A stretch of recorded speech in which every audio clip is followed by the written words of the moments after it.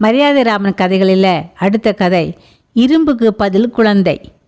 இரும்பு வியாபாரி ஒருவர் வீட்டில் காதணி விழா நடைபெற்றது. அதற்கு தம்முடைய நண்பரான ஜவுளி கடைக்காரரை அழைத்தார்.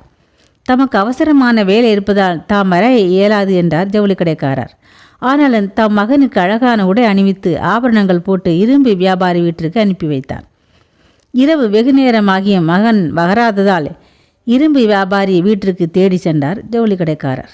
மகனை காணவில்லையே, எங்கே என்று கேட்டார் ஜவுளி கடைக்காரர். உன் மகனை பருந்து தூக்கி சென்று விட்டது. அதை கேட்டதும் ஜவுளி கடைக்காரர் அதிர்ச்சி அடைந்து நீதிமன்றத்துக்கு ஓடி, ஐயா நீதிமானே, இரும்பு வியாபாரி வீட்டில் நடந்த காதணி விழாவுக்கு என் மகனை அனுப்பினேன். குழந்தை அணிந்திருந்த நகைகளுக்கு பேராசைப்பட்டு அவனை ஒழித்து வைத்துவிட்டு பருந்து தூக்கி சென்று விட்டது. தெய்வாதீனமாக ஏற்பட்ட இழப்புக்கு யார் பொறுப்பாக முடியும் என்று கேட்கிறார். இந்த விசித்திரம் எந்த ஊரிலாவது நடக்குமா என்று வழக்கு உரைத்தார். அவரை தொடர்ந்து வந்த இரும்பு வியாபாரி நீதிபதி அவர்களே, சில வருடத்திற்கு முன் அவரை நம்பி 10 டன் இரும்பை அவர் வீட்டில் வைத்துவிட்டு நான் வெளிநாட்டிற்கு போய் திரும்பி வந்து கேட்டபோது பேராசையால் அபகரித்து கொண்டு 10 டன் இரும்பையும் சிறிதளவு கூட மீதமில்லாமல் எலிகள் தின்றுவிட்டன. தெய்வாதீனமாக நேர்ந்த இழப்புக்கு யார்தான் பொறுப்பாக முடியும் என்று கேட்டார். ஆகையால் இரும்பை எலி தின்னும் ஊரில் பிள்ளையை பருந்து தூக்கி செல்வது விசித்திரமா என்று எதிர் வழக்காடினார்.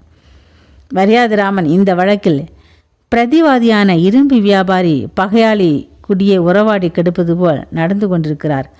ஆனால் முழு பூசணிக்காயை சோற்றில் மறைப்பது போல் சாட்சியம் கூறுவதும் ஒருவரை ஒருவர் மோசம் செய்ய நினைப்பதும் நீதிமுறைக்கு விரோதமானது என்று கூறியதோடு வாதி பிரதிவாதியின் 10 டன் இரும்பை திருப்பி கொடுத்துவிட வேண்டும் என்றும் பிரதிவாதியின் பிள்ளையை திருப்பி கொடுத்துவிட வேண்டும் என்றும் தீர்ப்பு கூறினார்.